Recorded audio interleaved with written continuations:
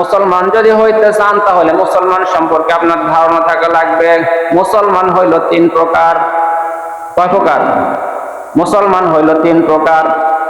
এক প্রকার মুসলমান হইল গুনাহগার মুসলমান, দ্বিতীয় প্রকার মুসলমান হইল পরহেজগার মুসলমান, তৃতীয় প্রকার মুসলমান হইল ওলি মুসলমান। এর আগে যে প্রকারগুলো বললাম সবগুলো প্রকার বাতিল। মুসলমানদের মধ্যে যদি থাকতে চান তিনটা প্রকারের মধ্যে থাকা লাগবে। এক প্রকারের মুসলমান হইল গুনাহগার মুসলমান, দ্বিতীয় প্রকারের মুসলমান হইল পরহেজগার মুসলমান, তৃতীয় প্রকারের মুসলমান হইল ওলি মুসলমান। এবার গুনাহগার মুসলমান কারা? গুনাহগার মুসলমান তারা সময় ইবাদত করে, সময় ইবাদত করে না। নামাজ আছে বলে হ্যাঁ নামাজ আছে। জাহান্নাম আছে বলে হ্যাঁ জাহান্নাম আছে।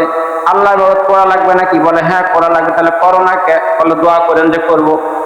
মানে বোঝা গেল সে বিশ্বাস করে। কি করে? এগুলো আছে, সে বিশ্বাস করে কিন্তু পালন করে না। এরা হলো গুনাহগার মুসলমান। আর পরহেজগার মুসলমান কারা? পরহেজগার মুসলমান কারা?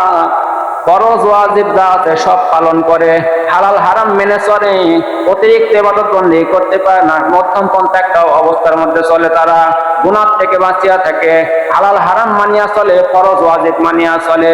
যদি কোনো গুনাহ হইয়া যায় এমন কান্দা কান্দে, আল্লাহ সন্তুষ্ট না হওয়া পর্যন্ত নিজে সন্তুষ্ট হয় না। এরা হলো পরহেজগার মুসলমান। তৃতীয় প্রকারের মুসলমান হলো ওলি মুসলমান। ওলি মুসলমান হইতে গেলে আপনার অনেকগুলো গুণ লাগবে। তার মধ্যে একটা গুণ হইল হুব্বে দুনিয়া। যারা ওলি মুসলমান হবে তাদের ভিতরে দুনিয়ার কোনো মহাব্বত থাকবে না। তাদের ভিতরে কোনো দুনিয়ার মহাব্বত থাকবে না। হালাল পথে অর্থ ইনকাম করতে পারবে কিন্তু করবে না। আপনি হালাল পথে যদি 100 কোটি টাকাও ইনকাম করেন, আপনার কোনো নিষেধ আছে ইসলামে? হালাল পথে যত কোটি টাকা আপনি ইনকাম করেন আপনার কোনো বাধা নাই, নিষেধ নাই। কিন্তু যারা ওলি মুসলমান, হালাল পথে কোটি কোটি টাকা ইনকাম করার সুযোগ থাকা সত্ত্বেও তারা ওই দিকে যাবে না। দুনিয়ার কোনো মহাব্বত তাদের অন্তরের মধ্যে থাকবে না। আল্লাহ রাব্বুল আলামিন এই কথাই বললেন, হে মুসলমানেরা, হে ঈমানদারেরা, তোমরা মুসলমান না হয়ে কবরে এসো না।